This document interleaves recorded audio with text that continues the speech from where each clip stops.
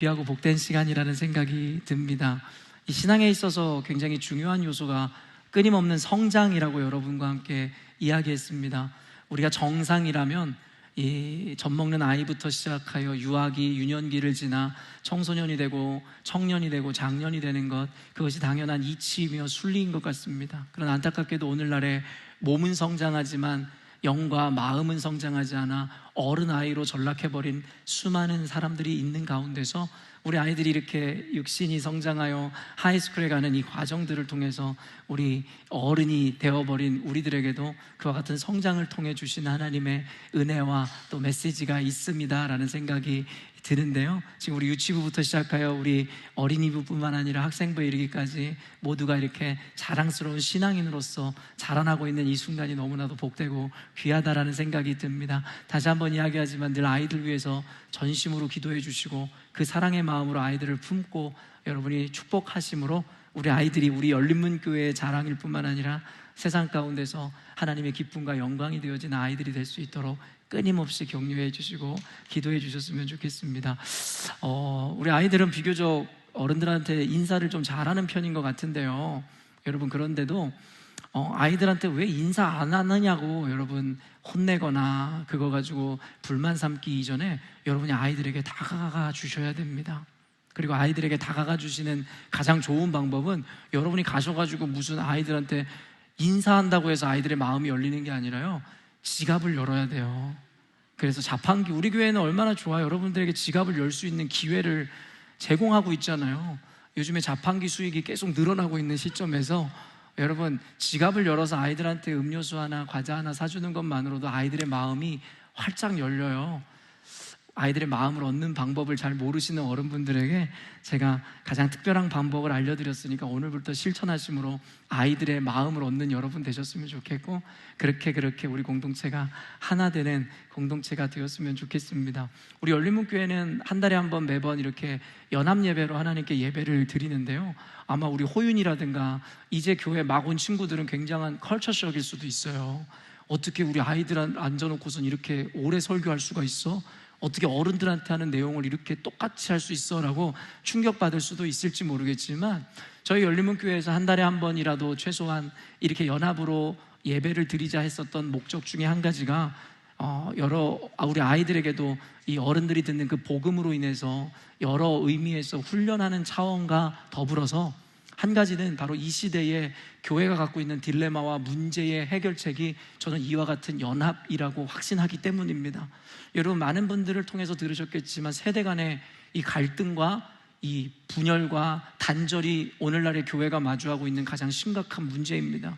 저도 안타까운 것이 저와 어렸을 때에 같이 주님 앞에 눈물을 흘리며 인생을 주님께 드리기로 결단했었던 너무나 많은 친구들이 있었는데, 지금 훌쩍 커서 어른이 되고 부모가 된 이 순간에 여전히도 하나님 앞에 그와 같은 신앙을 지키고 있는 사람이 많지 않을 뿐만 아니라 심지어는 교회를 다니는 친구들조차도 많지가 않음을 보면서 단순히 각 개인의 문제의 차원을 넘어 오늘날의 교회가 갖고 있는 문제이고 딜레마이지 않을까. 우리 캠프도 했고 아이들이 은혜를 받았음에도 불구하고 이 아이들이 청소년이 되고 청소년이 대학생이 되고 대학생들이 장년이 되는 순간 많은 사람들이 교회를 떠나가게 되더라는 거예요. 어렸을 때 우리를 만나주셨던 하나님께서 어른이 되었을 때 우리에게 더 이상 함께하지 않기 때문일까요? 그렇지 않다라는 거죠. 그 이후에 가장 중요한 핵심 중에 한 가지를 저는 세대 간의 단절이라는 생각을 하죠. 저는 약 15년, 20년간 청년 사역을 해왔다는 거 여러분 너무나 잘 아실 거예요. 청년들이 그렇게 열정적이고 아름다울 수 없습니다. 근데 어른이 되는 순간 청년들이 그 신앙을 지켜내지를 못해요. 교회에 섞이지를 못해요. 그렇기 때문에 이와 같은 연합 예배를 통해서 저희 아이들부터 시작해서 우리 노인에 이르기까지 모두가 서로를 존중하고 이해하고 함께 공유하며 우리가 말 그대로 이 Body of Christ, 예수 안에서의 한 몸을 이루는 온전한 공동체가 될 수 있습니다라는 생각을 하는데요, 그런 의미에서 우리 아이들이 조금은 힘들지만 이 시간을 함께 예배하는 것, 우리 어른들과 함께 예배를 공유하는 것, 그것이 그렇게 큰 의미가 있음을 잊지 아니하므로 우리 아이들뿐만 아니라 어른들도 함께 행복하게 즐겁게 예배하는 이 순간이 되었으면 좋겠습니다. 이 시간 우리 앞뒤 옆분들 바라보시면서 이렇게 인사하겠습니다. 또 만나니 더 반갑습니다. 이렇게 인사할게요.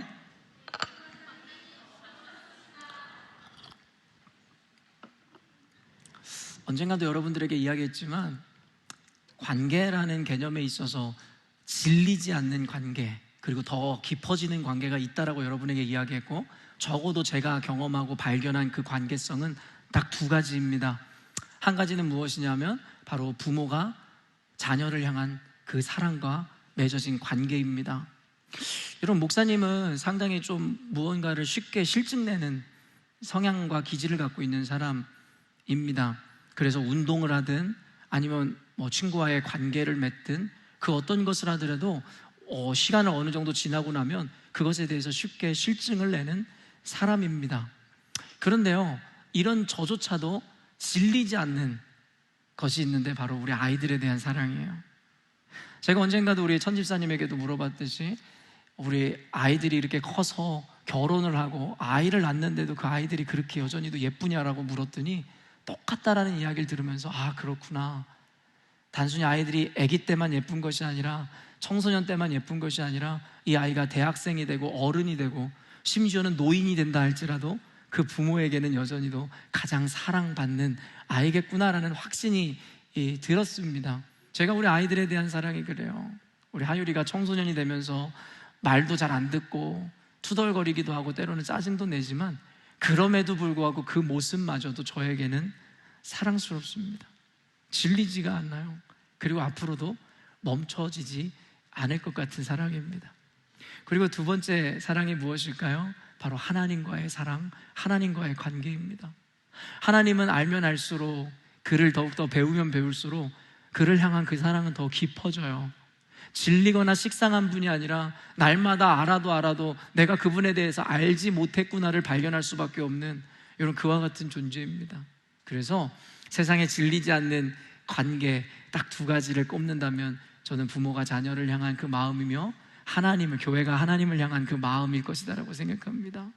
그리고 한 가지 여러분에게 더 도전하고 싶은 나머지 이 세 번째 개념이 무엇이냐면 바로 교우들과의 관계입니다. 우리 교회는 일주일에 한 번을 넘어 사실 일주일에 여러 번 만나는 공동체입니다. 아까도 얘기했지만 인간이란 존재의 기본 속성은 많이 접하고 흔하게 만나면 식상해지고 그것의 의미가 퇴색될 수밖에 없는 연약함 가운데 살아가는 존재이죠. 근데 우리 교회는요, 일주일에 한 번뿐만 아니라 중간중간 예배뿐만 아니라 사역뿐만 아니라 그리고 제자 양육 프로그램에서도 매번 만납니다.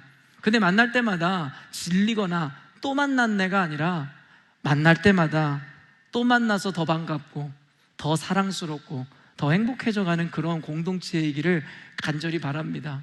근데 여러분, 놀라운 것은 무엇이냐면요, 이 이상이, 이 소망이 이루어질 수 있다는 거예요. 그런데 절대 조건이 필요합니다. 어떤 조건일까요? 하나님이 우리 가운데 함께 하셔야만 합니다. 하나님을 제외한 교우들 간의 온전한 관계라는 건 존재하지 않아요.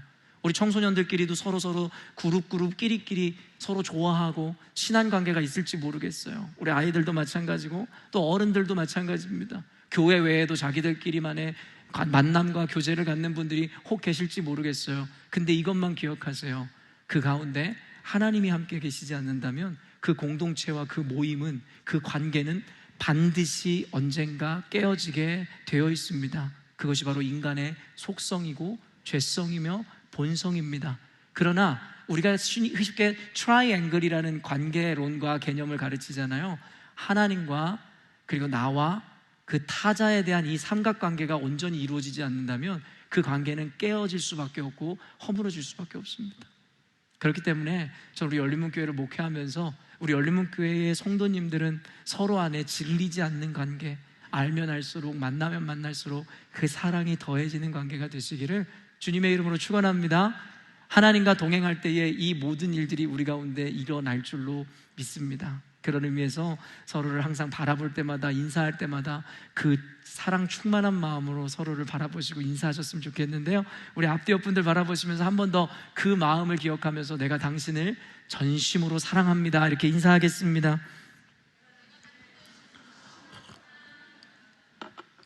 함께 말씀 보도록 하겠습니다. 이 의미가 뭔지 아시죠? 아직 설교는 시작하지 않았다는 얘기니까요.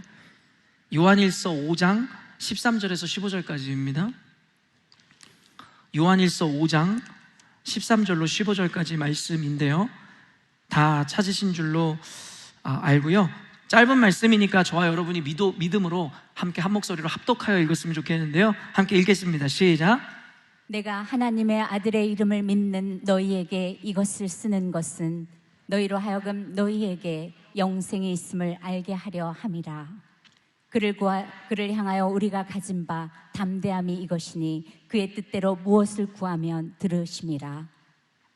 우리가 무엇이든지 구하는 바를 들으시는 줄을 안즉 우리가 그에게 구한 그것을 얻은 줄을 또한 아느니라. 아멘. 오늘 주시는 본문 말씀을 통해서 참 부모이신 하나님이라는 제목으로 하나님의 말씀을 증거하고자 합니다. 우리 한 번 더 13절 말씀 읽을 건데요, 함께 다시 한번 읽어보도록 하겠습니다.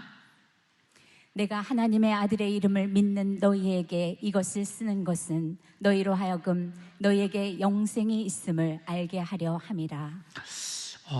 이 성경의 기자인 사도 요한은요, 먼저 이렇게 오늘의 첫 절을 시작하는데요, 내가 하나님의 아들의 이름을 믿는 너희에게 라고 밝히고 있습니다.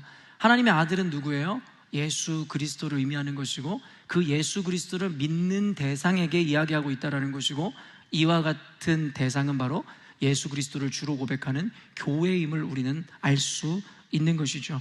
그렇기 때문에 오늘 이 말씀은 교회인 저와 여러분들에게 하시는 말씀, 그리고 그 외의 사람들은 들어도 알 수 없을 뿐만 아니라 그들에게는 허락되지도 않은 특별한 말씀임을 여러분이 기억하시면서 오늘의 말씀을 들으셨으면 좋겠습니다. 그러면서 그 이후에 이어지는 말씀이 뭐냐면, 너희에게 이것을 쓰는 것은, 그 목적을 이야기하고 있어요. 내가 너희에게 이것을 쓰는 목적은 바로 이것 때문이야 라고 이야기하는데, 너희로 하여금, 교회로 하여금 교회에게 영생이 있음을 알게 하려 합니다 라고 이야기하죠. 너희들에게는 eternal life, 너희들에게 영원한 삶이 너희들에게 보장되어지고 약속된 존재들이라는 것을 알고 다시 한번 깨닫게 하려 합니다 라고 그 목적을 밝히고 있다라는 것입니다. 여러분, 보통 이와 같은 레토릭은 성경 안에서 자주 등장하거든요. 그 대상을 밝히고 그 목적을 밝히며, 그 목적이 너희에게 주어진 그 약속과 소망과 비전과 사명이다라고 이야기하는 이와 같은 레토릭들은 성경에 자주 등장하는 반복적인 레토릭입니다. 그런데 이와 같은 레토릭을 통해서 교회에게 이야기하는 여러분 그 목적과 그 이유가 무엇이겠습니까? 또한 이것을 통해서 그때 당시에 교회가 마주하고 있었던 그들의 컨텍스트라든가 그들의 시대적 배경을 우리가 짐작할 수가 있을 것인데요, 말 그대로 이와 같은 레토릭을 사용하는 이유는 소망과 약속과 비전을 받은 너희 교회들은 어떠한 상황과 환경 가운데서도 그 약속과 비전과 이 소망을 붙들고 마주한 현실과 상황 앞에서 담대히 그것을 이기고 승리하라고 우리들을 격려하기 위함이다라고 우리는 받아들일 수 있다라는 거예요. 그럼 당시 교회가 마주하고 있었던 현실과 상황은 어떤 것이라고 우리가 역사적으로 유추해 볼 수 있을까요? 첫째, 그때 교회 안에는요, 영지주의라고 하는 이단이 와서 굉장한 영향력을 끼치고 혼란함을 가중시키고 있었던 때였습니다. 여러분, 영지주의가 뭐라고 여러분들에게 이야기했죠? 영지주의의 개념, 그들의 교리의 기본은 이것입니다. 바로 육체, 물질적인 것은 모두 악하고 부정한 것이며 영적인 것이야말로 고귀하고 존귀한 것이다 라고 이야기합니다. 그렇기 때문에 그들은 예수 그리스도를 믿고 주로 고백하되 예수 그리스도의 인성을 부정하는 자들이었어요. 여러분, 우리의 신앙은 무엇이에요? 인카네이션, 성육신을 믿는 믿음이잖아요. 그렇기 때문에 우리가 고백하는 예수님은 fully divine, 완전한 하나님인가 동시에 fully human이라는 고백을 우리는 함께 이 모순적이지만 믿음으로 이 고백을 해내는 공동체여야만 한다라는 거예요. 그러나 아까도 얘기한 영지주의 이단들은 스피리추얼한, 영적인 것이어야말로 온전히 존귀한 것이고 우리의 육적인 것, 피지컬한 것들은 모두 죄악이라고 생각했기 때문에 예수 그리스도의 신성은 인정하되 예수 그리스도의 인성은 부정하여 예수 그리스도의 십자가 은혜의 의미를 퇴색시키기 시작했다라는 것이죠. 그러면서 여러분 이들에게 필연적으로 이어졌었던 열매와 결과가 있는데요, 그것은 무엇이냐면 도덕 폐기론이라는 것이었어요. 여러분, 우리가 도덕적이고 윤리적인 삶을 살아야 된다라는 의미를 알고 있잖아요. 근데 그것에 대한 폐기론으로 이어지더라는 거죠. 왜일까요? 그들의 교리를 통해서 그들이 갖고 있었던 개념은 무엇이냐면 육신은 부정하고 더러운 것이기 때문에 육신으로 하는 어떤 행위도 구원에 영향을 미칠 수 없다라는 교리로 연결됐기 때문입니다. 어떤 분들은 이런 생각을 할 수 있어요. 어떠한 행위도 구원에 영향을 미칠 수 없다라는 것은 이것은 이단 사상이 아니라 칼빈주의고 정통 개혁주의를 표방하는 우리 교회도 그와 같은 개념을 갖고 있지 않냐라고 이야기하잖아요. 맞습니다. 그런데 중요한 것은 단순히 들려지고 표현된 이것으로 그들의 교리라든가 그들의 개념이 옳으냐 그르냐를 분별할 수 있는 것이 아니라, 분별은 뭘로 할 수 있다고요? 열매를 통해서 할 수 있어야 된다라는 것입니다. 여러분, 칼빈주의자나 우리 교회 같은 정통 교회가 이야기하는 우리의 행위는 하나님의 구원에 조금도 영향을 끼치지 못한다라는 것은 전혀 그들이 주장하는 바, 그로 인해 맺혀진 열매와는 전혀 다른 열매를 맺게 된다라는 거예요. 여러분도 알고 있는 스토아 학파가 갖고 있었던 철학적 사고 가운데 운명론 들어보셨나요? 결정론이라고 하는 것이 있었어요. 그렇기 때문에 우리가 어떤 행위를 한다 할지라도 세상의 모든 것은 정해진 운명대로 이루어진다라는 개념이었습니다. 그렇다면 여러분, 이것은 칼빈이 이야기하는 하나님의 절대 주권과 예정론과 다를 바가 없는 사상이잖아요. 왜요? 하나님이 주권과 계획하신 가운데 모든 일이 이루어진다라는 것이 스토아가 이야기하는 결정론이나 운명론이랑 들리기에 똑같기 때문입니다. 근데 중요한 건 뭔지 아세요? 칼빈주의자들이나 이 정통 교리를 통해서 나타나는 그 주권을 믿는 믿음과 이들이 얘기하는 운명론과 결정론을 믿는 자들로부터 나오는 열매는 다르다라는 거예요. 여러분, 우리는요 너무나도 혼란한 시대와 시기를 살아가고 있습니다. 교회들마다 저마다가 정통이고 저마다가 옳은 복음을 전하고 있다라고 이야기하며 우리가 듣기에는 적어도 올바름직하고 합리적인 이야기들을 가르칩니다. 그러나 중요한 것은 무엇인 줄 아십니까? 그들이 무엇을 가르치고 어떤 내용을 이야기하고 배우는지가 중요한 것이 아니라 그 교회가 진짜 교회이고 온전한 것으로 제자 양육받은 공동체인지를 확인하는 방법은 그들의 열매를 보면 안다라는 거예요. 여러분이 정말 하나님의 주권을 믿으십니까? 여러분이 진짜 하나님의 그 은혜를 경험하신 분이십니까? 그것은 여러분의 간증이든 여러분의 이야기로 증명되는 것이 아니라 여러분의 삶에 나타나는 열매를 통해 증명해내야 되는 것이다라는 것입니다. 말 그대로 영지주의 이단들은요, 우리의 행위나 육체가 행하는 모든 것은 악하고 부정한 것이다라고 이야기함으로 말미암아 도덕적 폐기론, 더 이상 도덕적이고 윤리적인 삶을 살 필요가 없다는 식의 의미로 그들의 삶이 변질되기 시작했고, 그런 의미에서 교회가 비도덕적인 비윤리적인 집단이 되고 서로 안에 섬김과 희생이 사라져버리는 집단으로 전락해가기 시작했다라는 거예요. 그렇기 때문에 요한 1서라든가 요한 2서에서는요 두 가지 큰 주제를 가지고 이야기하는데, 한 가지는 무엇이냐면 그리스도의 성육신을 부정하는 집단은 이단이라고 정죄합니다. 영지주의를 중심으로 그리스도의 인성을 부정하는 자들을 모두 이단이라고 정죄하는 내용과 더불어 한 가지가 무엇인 줄 아십니까? 바로 성도들은 이와 같은 이단을 경계할 뿐만 아니라 이웃 간에 피차 사랑하여 그리스도로부터 받은 사랑을 몸소 실천하라고 당부하고 있는 것이 요한 1서와 요한 2서의 내용입니다. 그래서 이것을 사랑의 서신이라고도 이야기하죠. 이와 같은 내용들을 통해서 우리가 생각해 볼 수, 미루어 짐작할 수 있는 당시의 시대적 배경이 무엇이에요? 이와 같이 믿음이 있노라고 이야기하지만 결국엔 잘못된 믿음을 소유한 자들은 그 삶에서 도무지 그 가르침에 대한 온전한 실천이 드러나지 않았고, 그로 말미암아서 교회는 무너지고 분열되고 있었다라는 것입니다.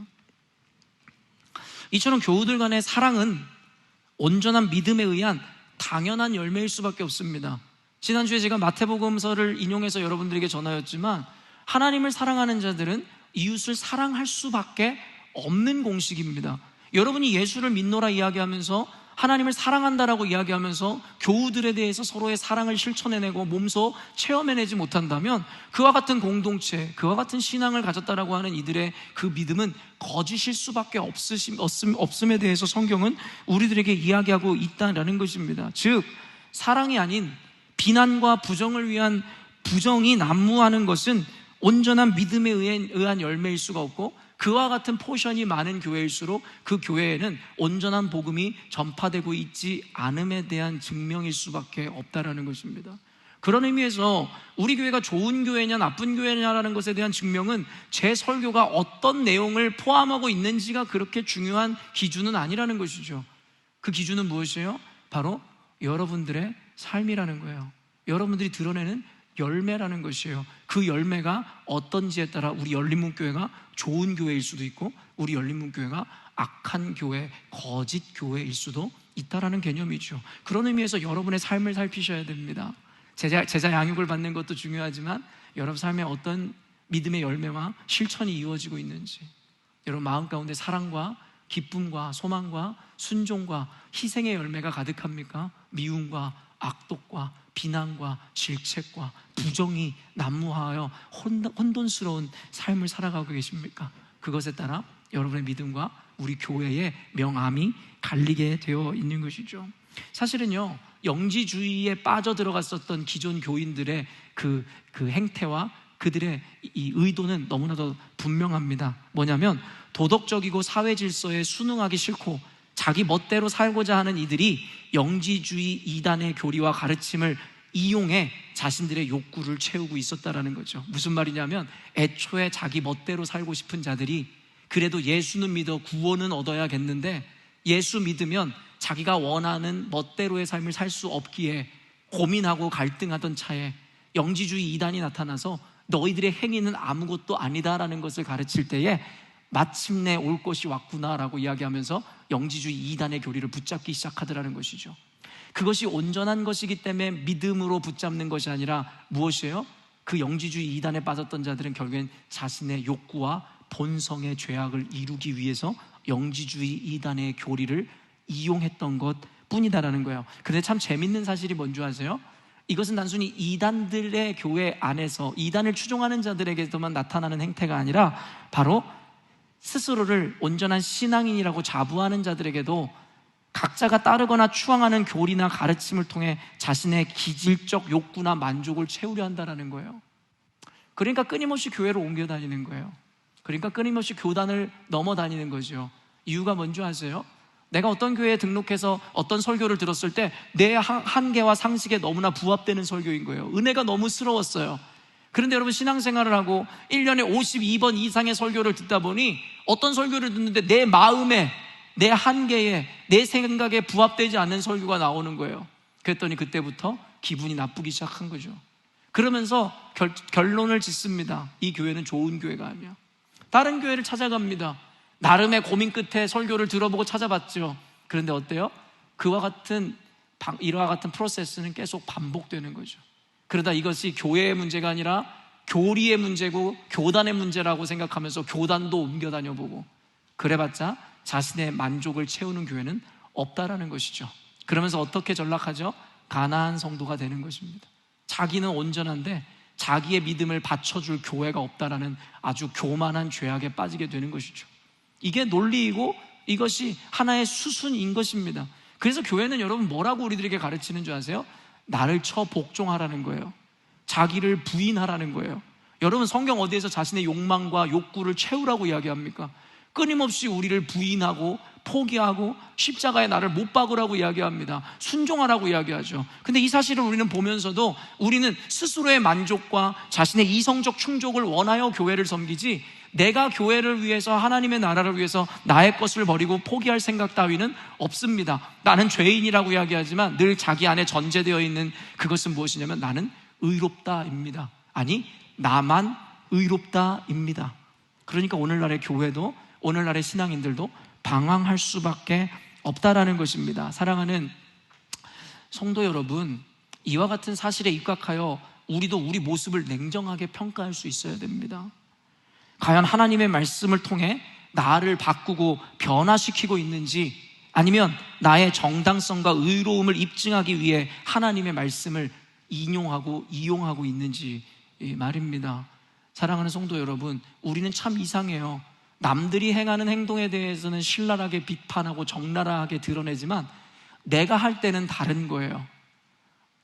남들이 할 때는 잘못된 행위인데 내가 할 때는 의로운 행동으로 포장되죠. 오늘날의 정치판에도 그대로 일어나잖아요. 그래서 유명한 이 표현이 생겼잖아요. 뭐죠? 내로남불이란 말이에요.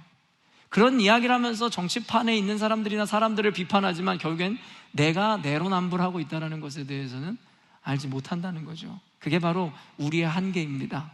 그래서 우리는 양육을 받고 끊임없이 말씀 앞에 엎드리지 않으면 안 되는 존재라는 것이죠. 우리는요, 이 코로나 여파 이후에 이제 신냉전 시대라고 불리울 정도로 서로의 이념적 갈등으로 인해 얼룩진 시대를 살아가고 있습니다. 우리 청소년들이나 아이들은 어려울 수 있는데요, 나중에 엄마 아빠한테 다시 물어보세요. 무슨 의미인지에 대해서. 여러분 어떻습니까? 러시아가 지금 처음으로 우크라이나의 이 전쟁을 시작할 때에 그들이 갖고 있었던 전쟁의 명분이 무엇이었어요? 신나치주의자들을 몰아낸다라는 이념 전쟁에 어떠한 목적이 있었다라는 거예요. 여러분, 이스라엘에 일어나고 있는 하마스와의 전쟁은 어떻습니까? 서로 다른 이념으로 인해서 빚어진 갈등으로 인함이고, 지금 이란과 미국과의 관계도 마찬가지고, 중국과 대만과의 관계, 그리고 이제는 북한이 급기야 어때요? 우리는 더 이상 한 동족이고 민족이 아니다라고 선언했습니다. 그리고 우리는 가장 적대시해야 되는 적대국이라고 이야기하며 여러분 긴장감을 높이고 있죠. 이런 시대가 도래할지 우리가 알았을까요? 그래서 국가들마다 저마다 그들의 국방력을 늘리기 위해서 지금 무기산업, 방산산업이 엄청나게 활발하고 있어요. 이거 미리 알았다면 우리가 방산주에 주식을 투자했어야 되는데요, 그렇죠? 기회는 이미 물 건너갔지만 어찌됐든지 간에 이런 시대가 도래할 줄은 우리는 아무도 몰랐다라는 것이에요. 근데 이러한 전쟁들로 인해서 결국엔 우리 시민들이나 우리 국민들에게 미쳐지는 영향은 무엇입니까? 그로 인해서 지금 고유가 시대가 접어들었잖아요. 러시아에 의해서 중동에서 일어난 전쟁으로 인해서 유가가 폭등하게 되었다라는 것이고, 그로 인해서 또한 어떤 여파가 우리들에게 있어요. 고금리로 인해서 경제적으로 굉장히 어려운 시대를 경험하고 있다는 거죠. 그래서 지금 여러분 물가 보세요. 제 아내가 그런 얘기를 하더라고요. 옛날에 100불이면 정말 많은 장을 볼 수 있었는데 이제는 뭐 몇 가지 안 사면 100불 넘어간다. 우리 주부들이 다 지금 공감하는 내용들 아니에요? 심지어는 제가 언젠가도 얘기했지만 얼마 전에 제가 좋아하는 커피를 먹으러 갔는데 커피값이 그렇게 비싼지 몰랐어요. 커피값이 정말 한 잔에 6불 50을 하더라고요. 전 굉장히 충격받았어요. 아이스 커피도 아니고 그냥 커피가 말이에요. 근데 제가 여러분에게 좋은 정보를 하나 드리면 아직도 커피값을 올리지 않은 카페가 있대요. 우리 선미자매랑 카일 형제가 운영하고 있는 카페는 아직도 커피값을 올리지 않았대요. 여러분 언제까지일지 모르니까 빨리 찾아가 보세요. 정말 놀라운 은혜가 있을 거예요. 이건 기왕이면 이와 같은 시대에 우리 교회 교우들의 비즈니스를 우리가 좀 도와주면 좋지 않을까요? 서로가 돕고 서로가 협력하고, 또 이도 아직 우리 교회 가운데 카페 운영하는 분이 한 분밖에 없으니까 할 수 있는 광고인 거예요. 나중에 우리 교회에 카페 운영하는 분이 두세 팀 돼봐요. 제가 이런 얘기 할 수 있어요. 왜 저 사람은 우리 카페는 홍보 안 해주고 저 카페만. 그때나 이런 얘기 전혀 일절하지 않을 건데요. 그런데 지금은 너무나 감사하게 카페 운영하는 분들이 한 가정이에요. 그러니까 제가 이야기하지 못할 이유가 뭐가 있습니까? 여러분 이왕이면 가서 커피 마실 거면 거기 가서 드시고, 그래서 우리 사역자들도 되도록이면 거기 가서 커피 마시려고 노력하는데 그런 생각이 들어요. 이건 도와주는 게 아니라 오히려 피해를 주는 걸 수도 있다. 가면 결국엔 커피 몇 잔이라도 공짜로 받아 먹고 오면 마음이 무거워요. 그럼에도 불구하고 성도 여러분, 여러분은 아마 공짜로 안 줄 거니까요, 가셔서 마음껏 좀 팔아주시고 함께 우리가 서로 이 어려운 난관을 이겨냈으면 좋겠습니다. 어쨌든 간에 이로 인해서 물가도 오르고 우리 성도들의 삶이 사실 경제적으로 말은 안 하지만 너무나 어려울 것이라는 걸 저도 체감하고 있고 저도 예상이 됩니다. 그런데요, 가만 역사를 생각해보고 돌아보고 생각해보니요, 전쟁의 역사가 한 번도 우리 삶 가운데 멈춘 적이 없었다라는 거예요. 이런 고대를 시작으로 해서 중세를 넘어 근대와 현대에 이르기까지 전쟁이 한 번도 없었던 시절이 있었나요? 그래서 이런 전쟁학자들은요 이런 얘기를 해요. 전쟁이라는 것은 고대로부터 인간사회 그리고 문명의 발전에 필연적으로 함께할 수밖에 없었던 개념이다라고 이야기한단 말이에요. 그렇기 때문에 우리는 요즘에 전쟁에 주목하고 있지만 이 전쟁은 한 번도 멈춰진 적이 없었다라는 거예요. 그런데 왜 우리가 이 전쟁이 이렇게 우리들에게 생소하냐면 우리는 전쟁을 경험한 세대가 아니거든요. 6.25뿐만 아니라 그 전에 일제시대에 우리는 거의 그것을 경험해 본 적이 없었어요. 그 이후에 잠깐 있었던 평화의 시대로 말미암아서 우리는 마치 전쟁이 없었던 듯, 우리는 평화로운 시대를 살고 있었다라는 듯한 착각을 갖게 되었을 뿐이죠. 사실은 여러분, 시대뿐만 아니라 우리 대한민국의 역사만 살펴봐도 그렇지 않아요? 조선시대부터 시작해서 그 이후에 뭐 고려시대, 그 전에 삼국시대 올라가 볼 때 우리가 전쟁이 멈춰진 적이 언제 있었어요? 내전뿐만 아니라 외란에 의해서도 우리는 늘 전쟁을 경험할 수밖에 없었고, 이거는 우리나라 민족의 문제가 아니라 전 세계의 역사였어요. 역사 선생님도 계시지만 유럽의 역사를 보세요. 그들은 여러분 100년 전쟁 들어보셨죠? 프랑스. 여러분 그들에겐 전쟁이 멈춘 적이 없었단 말이에요. 그런데요, 중요한 건 뭐냐면요, 사람은 자꾸 그와 같은 것에 집중하게 하는 어떤 환경과 본능을 갖고 있다는 거예요. 여러분 또 한번 생각해 볼까요? 경제적인 이야기 했으니까요. 여러분 경제하면 떠오르는 우리 딱 그 표현 있잖아요. 경제적 어려움. IMF 아니에요? 우리가 경험했기 때문이에요. 그 IMF라는 것을. IMF를 경험했기 때문에 경제적인 어려움의 순간이 오면 우리는 늘 IMF를 떠올리죠. 근데 가만히 생각해 봤어요. IMF 전후로 해서 경제적 어려움이 그때뿐이었습니까? 여러분 생각해보면 IMF 이전으로 또 한참 올라가면 보릿고개부터 시작해서 늘 경제적으로 힘들고 어려웠다라고 아우성을 쳤어요. 그리고 IMF를 끝냈어요. 그랬더니 경제적으로 나아졌습니까? 저희가 듣는 뉴스는 IMF 이후로 이와 같은 어려움이 없었다, 아니면 IMF에 필적할 만한, 혹은 다시금 IMF가 몰아닥치고 있다. 제가 보니 해를 여러분 거듭할수록 늘 이와 같은 어려움과 갈등과 위기로는 항상 우리 안에 있었다라는 거예요. 우리는 그저 무언가를 특별하게 생각해 보려는 본능이 있는 것 같아요. 특별히 부정적인 것에 있어서 말입니다. 여러분 요즘에 환경적인 것도 상황도 한번 빗대어 보면, 한파가 몰아닥쳤잖아요. 그러면 뉴스에서는 꼭 이런 말을 미사역으로 붙여요. 뭐죠? 100년 만에 오는 한파래요.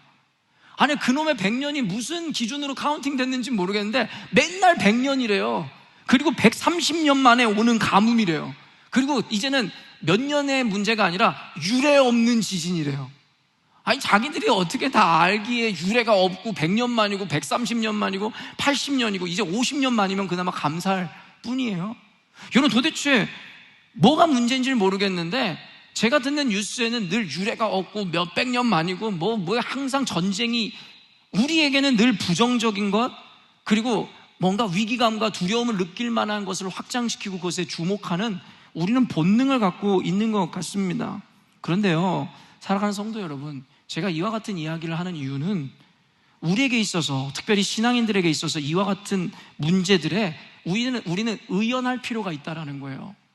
세상과 시대가 그런다고 하여 그것에 대해서 같이 널뛰거나 그로 인해서 영향을 받는 자들이 아니라, 우리는 그 가운데 의연할 뿐만 아니라 그것을 견디고 이길 뿐만 아니라 도리어 여러분 세상 가운데 영향을 끼쳐야 하는 존재들인 것이죠.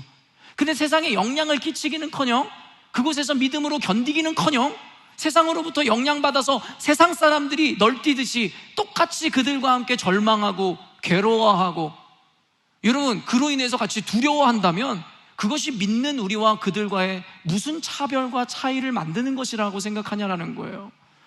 아까 우리 신하자매가 이야기했었던 것처럼 물 위를 걷는다라는 것은 누구에게나 두려울 것이에요. 예수를 믿는 사람이나 믿지 않는 사람들이나. 근데 우리가 그들과 다른 점은 무엇인 줄 아세요?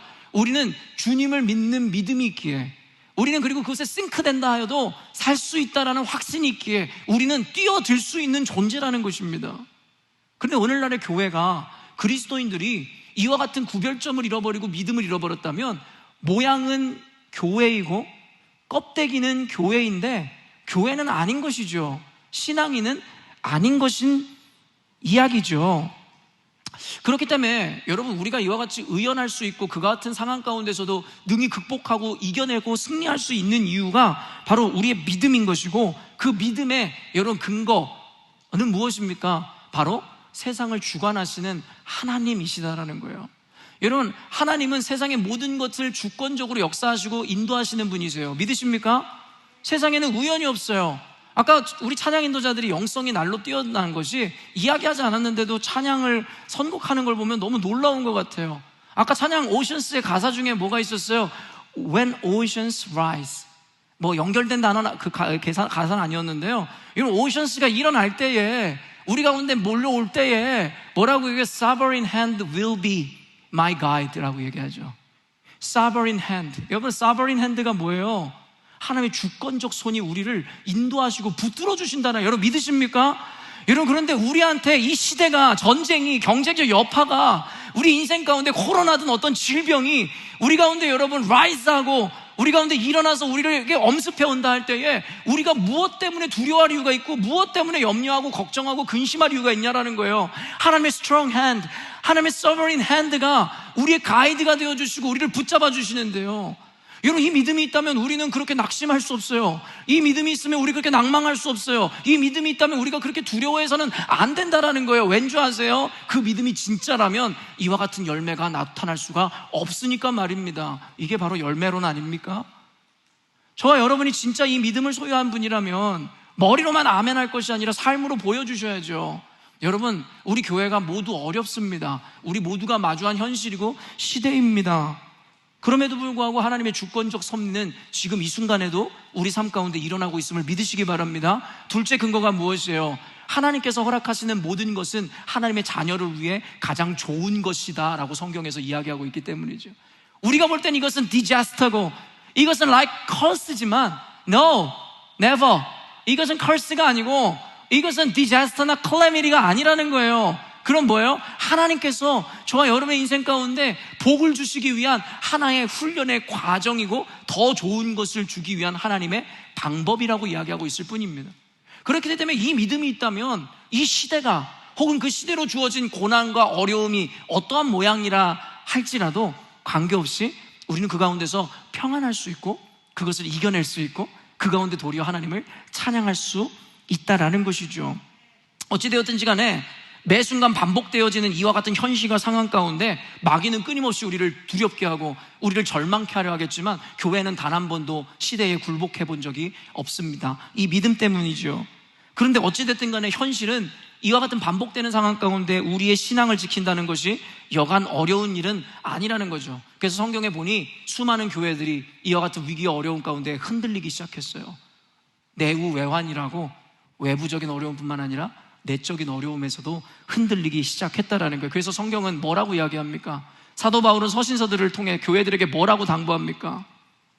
하나님이 이 뜻이 이루어지기 전까지는 우리에게 인내가 필요하다라고 이야기합니다. 여러분, 교회 안에요 너무 이상주의가 팽배해져 있는 것을 보게 돼요. 소위 신앙이 좋다라고 하는 자들도 이상주의, 신비주의, 기복주의에 빠져 있는 걸 너무 많이 보죠. 기복주의라는 것이 단순히 복을 빌기 위한 것만이 기복주의라고 생각하지 마세요. 이 샤머니즘적인 요소가 교회 안에 어떻게 반영이 되냐면 모두가 긍정적인 미래와 밝은 미래만을 꿈꾸고 소망한다라는 거예요. 그리고 그것에만 매몰된다라는 것이죠. 그것이 뭐가 나쁘냐라고 할 수 있을지 모르겠는데요, 여러분, 그것은 심각한 문제입니다. 왜냐하면 우리가 살아가는 이 시대와 이 상황과 현실은 그 이상과 같지 않기 때문이죠. 여러분, 저는 이와 같은 비전의 사람을 생각할 때 요셉이 가장 먼저 생각났거든요. 요셉은 어떤 사람이에요? 여러분, 야곱의 11번째 아들이었습니다. 그리고 야곱이 사랑했던 라헬의 첫 번째 아들이었습니다. 그러다 보니까 야곱은요, 다른 형제들보다 요셉을 특별히 사랑해서 그에게 채색 옷을 입혀줬었어요. 그런데 어느 날 그 형제들의 질투를 받던 요셉이 꿈을 꾸기 시작하는데요, 꿈 중에 하나는 거예요. 이 형제들의 볕단이구나, 형제들의 볕단이 자기 볕단을 향해서 절하는 꿈을 꿨다라고 이야기하는 거예요. 그러니까 안 그래도 형제들이 질투로 인해서 화가 난 상태에서 그와 같은 꿈을 이야기하니까 얼마나 분노했겠어요. 근데 급기야 또 어떤 얘기를 했었죠? 해와 달과 11별이 자기를 향해서 또 절하더라는 거예요. 여기서 해와 달은 뭐예요? 자기의 부모를 의미하는 것이고 11별은 자기의 형제들을 의미하는데 자기를 경배한다고 이야기하면서 하나님이 주신 꿈을 자랑하기 시작하는 거예요. 그러면서 인해서 그 결과가 뭐였어요? 17살 때에 꿈을 꿨는데 17살 때에 그 자랑질 하나 때문에 형제들에게 죽을 만큼 훔칫 얻어맞은 다음에 애굽으로 팔려나가는 신세가 돼버리죠. 그래서 보디발 장군의 집에서 종노릇 하다가 억울한 누명을 쓰고 감옥에 갔다. 그리고 마침내 하나님께서 그에게 주었던 그 꿈을 이루는데 그 나이가 몇 살이라고요? 30살이었다라는 거예요. 그러면 17살에 꿈을 꾸고 여러분, 그는 노예로 팔려갔고 마침내 하나님이 주신 꿈을 이루는 그 30세가 되기까지 그에게는 몇 년의 시간이 필요했습니까? 바로 13년의 시간이 필요했어요. 13년 동안 인내하고 그리고 고난당하며 견뎌내어야 하는 시간들을 맞이했었다라는 것이죠. 그리고 여러분, 모세는 어떤데요? 모세에게 하나님께서 말씀하셔서 출애굽을 하겠다라고 말씀하셨어요. 그들에게 적과 꿀이 흐르는 땅으로 인도할 거라는 비전과 소망을 주셨어요. 그런데 여러분 어때요? 출애굽시켰지만 그를 기다리고 있었던 광야였고 결국엔 가나안 땅으로 들어가는 데 있어서 고작 며칠 길이면 갈 수 있는 길을 그들이 몇 년을 돌아요? 40년을 광야 생활을 하더라는 거예요. 여러분 40년입니다. 또 말해볼까요? 노아에게 하나님 약속을 주셨어요. 너를 통해서 온 민족이, 온 인류가 멸절될지라도 너희들의 가족은 살아날 거라는 약속을 주셨죠.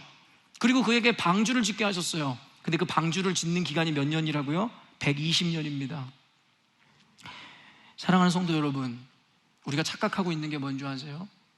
하나님의 소망과 이상만 바라보면 신앙생활이 될 거라는 착각 말입니다. 우리가 현실에서 살아내야 되고 우리가 감당해야 되는 것에 대해서는 모두가 이상주의와 신비주의와 기복주의에 빠져서 염두에 두지 않는다라는 거예요. 다윗이 사무엘에게 여러분 기름 부음을 받아 왕이 되겠노라고 약속을 받은 다음에 왕이 되든가요? 아니요. 그 이후에 사울왕에 의해서 얼마나 많은 핍박과 도망자의 삶을 살았는데요. 여러분 더 말해 무엇하겠냐라는 거예요. 성경에 이와 같은 인물들이 계속 반복적으로 나오는 이유가 뭔지 아세요? 너희들의 삶도 그럴 거다예요. 여러분 우리 열린문교회 가운데 하나님이 주신 비전과 계획과 꿈이 얼마나 원대하고 큰지 여러분 아시죠? 남들은 비웃을지 모르겠지만 우리 교회 가운데 주신 꿈이고 하나님 주신 거라 믿기 때문에 저는 믿고 있습니다. 그런데요, 현실은 녹록치가 않아요. 하나님이 꿈과 환상을 통해 그와 같은 비전을 주셨음에도 불구하고 내가 마주한 현실은 그렇게 녹록치가 않다고요. 그런데 저는 알아요. 이 시간을 이겨내야 된다는 것을, 이 현실을 직면해야 된다는 것을. 그래야 그런 자들에게 주어지는 마침내 소망이라는 것을 말입니다. 여러분 하나님의 백성이 바벨론으로 끌려가게 되잖아요. 그런데 예레미야를 통해서 그들에게 예언을 하는데 뭐라고 얘기하는 줄 아세요? 너희들의 포로 생활이 이제 70년 이후면 끝날 것이다 라고 얘기해요. 70년. 여러분 그들에게 약속을 주셨어요. 소망을 주셨어요. 근데 그들은 70년을 견뎌야 되는데요, 하나님께서 그들에게 예언자들을 통해서 말씀하신 게 뭔지 아세요? 너희들 이제부터 밭을 메고 밭을 갈고 그리고 시집장가 가서 아이를 낳고 살으라는 거예요. 하나님 지금 포로 생활 중에 우리를 구원하겠다라고 이야기하는 게 아니라 거기서 이렇게 살으라니요. 이게 지금 무슨 소리입니까? 근데 예언자들을 통해서 뭐래요? 살으라는 거예요. 여러분 이게 뭘 이야기하는 줄 아세요? 현실을 도피하지 말고 마주한 시대를 피하려고 하지 말고 정면으로 응시하고 직시하고 직면하라는 거예요. 여러분 믿음이라는 것은 이런 것이에요. 우리 인생 가운데 아무런 문제나 어려움이 안 생기는 게 믿음이 아니라 그 가운데서도 하나님을 믿는 믿음으로 그를 부여잡는 게 믿음인 거예요. 예수 믿는다고 재정적 어려움이 없습니까? 예수 믿는다고 자녀들이 다 잘 됩니까? 예수 믿는다고 재정적으로 여러분 건강적으로 인생적으로 잘 풀린다라고 생각하는 거예요? 여러분 그래서 저는 간증 집회 이런 걸 너무 싫어한다고 얘기했어요. 여러분 우리가 들어왔던 간증들은 뭐예요? 이렇게 했더니 없었던 데에서 막 돈이 솟아나더라. 언젠가 읽었었던 뉴질랜드의 어떤 선교사 이야기는 뉴질랜드에서 돈 한 푼 없어서 막 이렇게 방황했었는데 빌딩을 자기가 소유하게 되었더라. 여러분 그게 뭡니까? 그게 믿음입니까? 그건 그냥 그분이 경험한 특별한 체험일 뿐이고 그것을 일반화할 수 있는 게 아니란 말이에요. 그런 것으로 인해서 물들어버리고 길들여져 버리니까 우리가 어떻게 하는 거예요? 우리가 직면하고 우리가 마주한 현실 가운데 실족하게 되는 거예요. 그리고 자기를 정죄하는 거예요. 내 믿음이 온전치 못해서 내가 이런 경제적 어려움을 당하는가? 이로 인해서 내가 지금 건강에 문제가 생겼는가? 이로 인해서 지금 우리 집안이, 내 자녀가 이렇게 안 되는 것인가? 전혀, never. 하나님이 여러분의 삶을 가이드하세요. 믿으십니까? 하나님이 우리의 인생을 드라이브 하시는 거예요. 우리의 어떠함이 하나님의 주권을 바꾸는 것이 아니란 말이에요. 도리어 문제가 있고 우리가 실수하려고 할 때마다 하나님의 sovereign hand, 우리를 붙잡아 주신단 말이에요. 우리 인도해 주신단 말이에요. 그 믿음 없이 우리가 어떻게 현실을 직시하고 살아갈 수 있습니까? 저도 목회를 하면서 무너질 수 있는 순간들이 얼마나 많은 줄 아세요? 근데 제가 무너지면 안 되잖아요. 제가 정신줄을 붙잡고서는 서 있을 수 있는 이유가 뭔지 아세요? 이 믿음 때문입니다. 이 믿음 때문이에요. 사랑하는 성도 여러분, 이겨내시고 견뎌내십시오. 그리고 현실을 도피하려고 하지 마시고 직시하시고 직면하세요. 우리는 이길 수 있어요. 하나님께서 우리를 도우시겠다고 말씀하시기 때문이에요.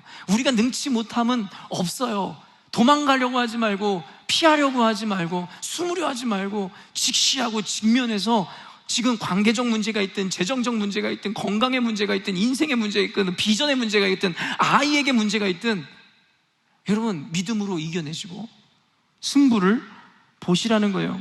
그런데요, 아까도 이야기했지만 신앙이라는 것은, 믿음이라는 것은 현실을 부정하고 이상주의에 빠져 사는 것을 의미하는 것이 아니고, 내가 마주한 현실을 직시하고 정면으로 맞서 견디고 이기는 것이 믿음이고 신앙인 것일 텐데요, 우리가 견디고 버티고 이겨내기 위해서 우리에게 필수적으로 요구되어지는 것이 있는데요, 그게 뭐냐면요, 바로 하나님에 대한 신뢰입니다. 하나님에 대한 신뢰가 없으면 제가 여러분에게 이야기한 이 공식은 우리들에게 온전히 이루어질 수가 없는 공식이에요. 그래서 제가 여러분에게 언젠가도 구분했지만, 이 믿음이라는 것은 두 가지 차원이 있습니다. 하나는 존재론적인 것에 대한 믿음이에요. 제가 언젠가도 believe in과 trust in의 차이로 여러분에게 설명했던 기억이 나는데요, 존재론적인 믿음, 어떤 것의 유무, 팩트에 대한 믿음을 우리는 believe in이라고 할 수 있겠어요. 그런데요, 우리에게 요구되어지는 또 다른 믿음은 무엇이냐면, 우리가 마주한 현실 가운데서도 역사하시는 하나님을 향한 신뢰의 믿음이에요. 여러분, 이 믿음은 다른 거예요. 제가 여러분에게 Do you believe in Jesus? 라고 얘기하잖아요. 여러분, 그럼 다 이렇게 얘기할 거 아니에요? Yes, I do. 여기서 아니라고 할 사람이 어디 있어요? 아니라고 하는 사람은 여기 나와 있지도 않았겠죠. 근데 제가 여러분에게 물어볼까요? Do you truly trust in your Jesus? 여러분, 정말 예수님을 진실로 신뢰하냐고 묻는다면, 여러분, 그것에 대해서는 정말 아까처럼 confidently Yes, I do 라고 얘기할 수 있으세요? 그런 분들 많지 않을 거예요. 왠지 아세요? 여러분의 삶이 그것을 증명하니까요. 하나님에 대해서는 믿는다고 이야기하는데 세상에 나가서 조금의 어려움만 있어도 우리는 depressed 되고 절망하고 upset 되고, 그게 무슨 하나님을 신뢰하는 거예요? 하나님의 sovereign에 대해서, 하나님의 가이드 하시는 것에 대해서, 하나님이 우리의 여러분 도움이 되시는 것에 대해서 믿음이 없다는 얘기 아니에요? 신뢰가 없다는 얘기 아니에요? 그러니까 재정적인 어려움이 오고 관계에 브로큰업이 되고 여러 가지 어려움만 오면 우리는 좌절하고 낙심하는 거죠. 하나님은 믿는데 그분이 우리 삶 가운데 역사하신다는 사실을 신뢰하지를 못하는 거죠. 우리는 이 두 가지 차원의 믿음이 균형을 이룰 때에 비로소 건강한 신앙인이 되었다라고 이야기할 수 있다라는 거예요. 그리고 성경은 우리들에게 이 신뢰를 이루기 위해서 자신을 소개하고 있는데, 하나님을 어떤 분이라고 소개하고 있어요? 바로 아버지라고 이야기하고, 우리의 부모라고 이야기하고 있다라는 것이죠. 하나님이 우리의 부모이고 아버지라고 비유했던 이유, 제가 다시 한번 이야기하지만, 그것이 우리 인간 관계 안에서 이룰 수 있는 최고의 극치의 사랑이기 때문입니다. 여러분이 갖고 있는 이성에 대한 사랑, 이 필로우, 친구에 대한 사랑, 여러분, 그 어떤 것도 부모의 사랑보다 더 클 수가 없어요. 그래서 하나님의 사랑, 아가페는요, 바로 부모의 사랑이 하나의 모티브처럼 우리들에게 인식될 수 있는 거예요. 여러분, 우리 하나님께서 아버지라고 이야기하신 것은 하나님의 사랑을 우리들에게 보여줄 수 있는 최고의 비유가 부모의 사랑일 뿐이었음 때문이지, 하나님이 부모와 같은 존재라고 얘기하는 게 아니에요. 부모보다 뛰어난 존재라고 이야기하죠. 그래서 오늘 제가 참 부모, 참 아버지라고 이야기하는 것이 이 의미예요. 기분 나빠하지 마세요. 나는 그런 거짓 부모란 얘기야? 내 사랑은 가짜란 얘기야? 그런 것을 강조하기 위한 게 아니라요, 하나님 아버지의 사랑과 그의 은혜는 우리 육신의 부모와도 비교할 수 없을 정도의 사랑과 은혜라는 것을 강조하고 있을 뿐이라는 거예요. 여러분, 우리가 비교도요, 어느 정도 비슷해야 비교를 하죠. 극명하게 차이가 나면 그것을 비교할 수가 없다라는 거예요. 그래서 지난번에 설교했던 것처럼 10계명 중에 5계명인 부모를 공경하라는, 단순히 육신의 부모를 향한 것의 의미가 아니라 바로 이 하나님 아버지에 대한 우리의 태도에 대한 이야기다라고 여러분들에게 이야기했던 것입니다. 여러분, 우리가 온전한 신앙생활하고 성경을 온전히 이해했다면 우리가 하나님의 자녀라는 것이 얼마나 가장 크고 위대한 특권인지에 대해서 우리가 인식할 수 있을 거예요. 여러분, 드라마를 보거나 우리 주변의 사람들 보세요. 자기 아버지가 돈이 많아, 큰 집에 살고 좋은 차를 사고 다녀. 그것 때문에 얼마나 어깨가 힘이 들어가가지고 우쭐대고 살아가요. 그런 사람 많이 못 봤어요? 지 돈도 아니면서 부모 돈이잖아요. 부모 재력이잖아요. 근데 그런 부모를 가지고 있다는 것만으로도 얼마나 자신감이 넘쳐요. 근데 반대로 잘 살지 못하고 어려운 가운데 있는 아이들, 적어도 목사님 세대 때는요, 귀가 죽어 있고 항상 자신감이 없고 그랬더랬어요. 우리 부모가 누구냐에 따라 이와 같이 우리의 자신감이 달라지는 것을 보게 되는 거죠. 근데 여러분 아세요? 우리 아버지가 재벌이라고 한다면 우리가 그렇게 자부심과 이렇게 자존감이 올라가는데, 여러분, 우리 아버지는 누구예요? 여러분, 온 우주의 창조주시며 이 세대를, 이 세상을 이끌어 가시는 전능하신 분이세요. 여러분, 우리의 자존감이 여러분 떨어질 이유가 뭐가 있어요? 우리 자신감을 잃을 이유가 뭐가 있어요? 우리 육신의 부모는 비록 넉넉하지 못하다 할지라도 그것 때문에 우리가 낙심할 이유가 뭐가 있어요? 우리 참 부모이시고 우리 참 아버지이신 하나님은 모든 것의 소유주가 되시는데 말입니다. 14절 말씀 읽어보도록 하겠습니다. 그를 향하여 우리가 가진 바 담대함이 이것이니 그의 뜻대로 무엇을 구하면 들으심이라. 여러분, 우리에게 담대함이 있다라고 이야기하는 거예요. 이 담대함은 뭐냐면 무엇을 구하든지 하나님이 들어주신다는 것에 대한 확신을 의미하는 담대함이거든요. 근데 이 담대함은 무엇으로부터 생겨나요? 히브리서 10장 19절입니다. 그러므로 형제들아 우리가 예수의 피를 힘입어 성소에 들어갈 담력을 얻었나니. 시간상 신학적으로 이걸 풀어줄 수 없지만 제가 요즘에 계속 여러분에게 설명해 드렸죠. 죄로 말미암아 하나님과의 단절을 이루었는데 예수 그리스도로 말미암아 그 피를 힘입어 우리는 성소에 들어가 하나님과의 단절된 관계를 회복하게 되었다는 거예요. 그래서 우리가 주의 피를 힘입어 담대히 나아갑니다 라는 노래를 찬양으로 하잖아요. 그때 무너졌던 관계가 예수 그리스도를 믿는 믿음으로 말미암아 연합되게 되고 화목을 이루게 되었으며 우리는 하나님 아버지의 자녀되는 특권을 비로소 여러분 우리가 경험하게 되었다라는 것이에요. 요한일서 5장 1절 말씀입니다. 예수께서 그리스도이심을 믿는 자마다 하나님께로부터 난 자니 또한 낳으신 이를 사랑하는 자마다 그에게서 난 자를 사랑하느니라. 여러분, 예수께서 그리스도이심을 믿는 자마다 하나님께로부터 난 자니 예수를 믿음으로 말미암아 우리는 하나님의 자녀가 되었다라는 것이고 그로 말미암아 그에게 구하는 모든 것을 주실 것에 대한 확신과 담대함을 갖게 되었다라는 것이죠. 15절 말씀인데요, 읽겠습니다. 우리가 무엇이든지 구하는 바를 들으시는 줄을 안즉 우리가 그에게 구한 그것을 얻은 줄을 또한 아느니라. 여러분, 무엇이든지 구하는 바를 들으시는 줄을 안다는 거예요. 누가요? 오늘 우리 하나님 아버지가요. 그리고 우리가 구한 것을 줄 줄을 우리가 안다라는 거야. Already we know. 하나님께서 우리들에게 주신다라는 것을, 우리가 구한 것이 응답받는다는 것을 이미 안다라는 거예요. 왜요? 하나님이 우리의 아버지 되시니까요. 우리 하율이가 요즘에 부쩍 친구들 만나는 걸 좋아해요. 우리 하율이가 상대적으로 약간 소심해서 혼자 뭐 하는 거 이렇게 두려워하고 무서워하는 아이였는데, 부모가 아니면 같이 어디도 안 가는 아이였는데, 이제 하이스쿨을 가면서 친구들을 만나러 혼자 버스도 타고 지하철도 다니는 거 보면 부모로서 막 너무 자랑스럽고, 여러분 우리 아들이 이제 다 컸구나 이런 생각이 드는 거예요. 그런데 친구와 약속을 하면 꼭 저한테 와서 이렇게 이야기를 해요. 아빠, 나 친구 만나러 가. 근데 여러분, 이렇게 이야기하는 게 아빠한테 그것을 보고해 주려고 오는 걸까요? 자기 엄마한테만 얘기해도 되는데 굳이 저한테 와서 아빠, 나 누구 만나러 간다는 이야기를 해요. 그럼 제가 우리 아들한테 꼭 그 얘기를 하죠. 너 돈은 있냐고. 그럼 우리 아들이 꼭 이야기하는 대답이 있어요. 돈은 없어도 되니까 신경 쓰지 말라고.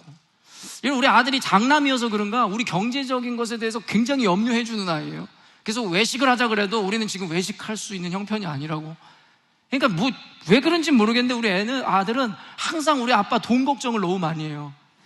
그래서 얘가 아빠 돈 없어도 되니까 신경 쓰지 마라고 이야기하는 거죠. 그러면 저는요, 기계적으로 지갑을 꺼내고 거기서 20불이든 50불이든 꺼내주면서 맛있는 거 사 먹고 친구도 꼭 맛있는 거 사줘 라고 저는 그렇게 이야기합니다. 그런데요, 가만히 보니까요, 하율이가 이미 알고 있는 것 같아요.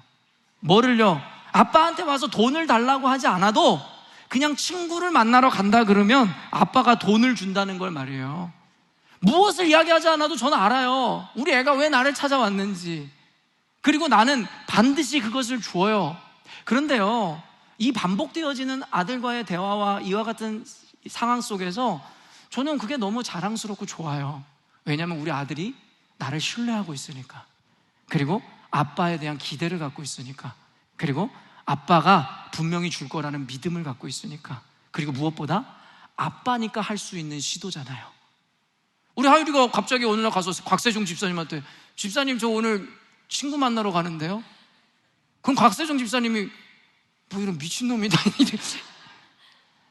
여러분, 아빠니까는 와서 이야기하는 거고, 아빠니까 그 속을 알고, 아빠니까 그 돈을 주는 거지 누구한테 가서 그 얘기를 합니까?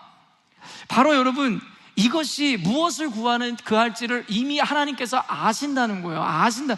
여러분, 하나님이 여러분의 어려움을 모르신다고 생각하지 마세요. 마태복음에 뭐라고 이야기하는 줄 아세요? 들에 핀 꽃들도, 들에 핀 풀들도 입히시고 먹이시거든 하물며 너희일까 보냐. 믿음이 적은 자들아. 그러므로 너희들은 무엇이든지 먹든지 마시든지 이것을 구하지 말라는 거예요. 하나님의 나라와 의를 구하라는 거예요. 그러면 이미 하늘에 계신 천부께서도 너희들의 필요를 아심으로 그것들을 너희들에게 제공해 주시겠다고 말씀하고 계신다는 거예요. 여러분, 하나님이 모두 아세요. 여러분이 뭐 때문에 힘들어하는지, 어떤 어려움이 있는지, 남몰래 어떤 눈물을 흘리고 있는지 하나님은 아세요. 왜냐면 우리 아버지시니까요. 그리고 여러분, 그로 인해서 하나님께 기도하면요, 주님이 분명히 여러분에게 이루어주세요. 왜냐하면 아버지시니까요. 아버지는요, 자녀가 행복할 때 가장 행복한 거예요. 자녀가 좋은 대학 안 가도 괜찮아요. 자녀가 돈 많이 벌어오지 않아도 괜찮아요. 좋은 데 시집장가 가지 않아도 괜찮아요. 부모는요, 자식을 통해서 장사하고 싶은 마음이 아니라요, 그냥 자식이 행복했으면 좋은 거예요. 그게 우리 아버지의 마음이에요. 계약을 하면서 하율이가 그런 이야기를 해요. 아빠, 살 거 있으니까 오피스웍에 가야 된다고.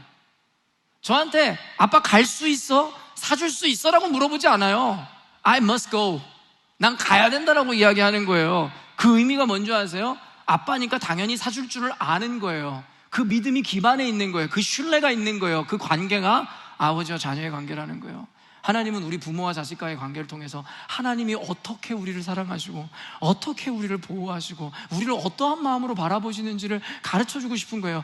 하물며 악한 자라도 자식에게 좋은 것을 줄 줄 알거든 하물며 천부께서 하늘에 계신 너희 아버지일까 보냐라고 이야기하시죠.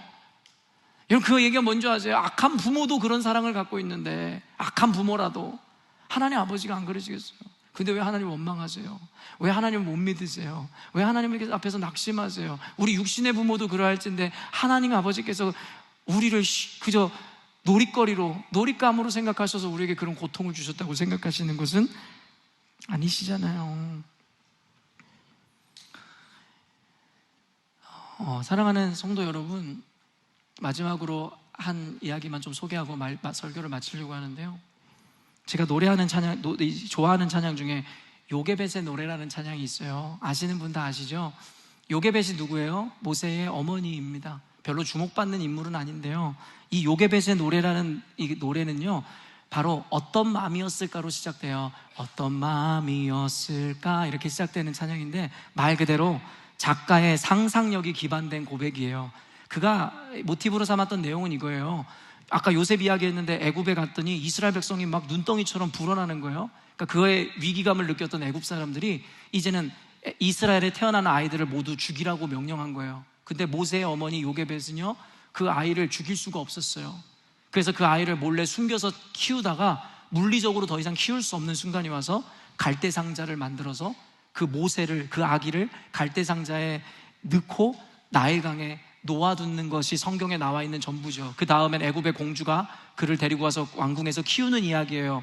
그런데 그 중간에 내용은 없는데 이 작사자가 상상력을 동원해서 그 아이를 나일강에 보내는 그 요게벳 어머니의 마음은 어떤 마음이었을까라고 하면서 시작되는 곡이 이 가사, 이것의 이 내용입니다. 그런데요, 제 마음에 특별히 감동을 주었던 그 가사가 무엇이냐면, 너의 삶의 참 주인, 너의 참 부모이신 하나님의 손에 너의 삶을 맡긴다.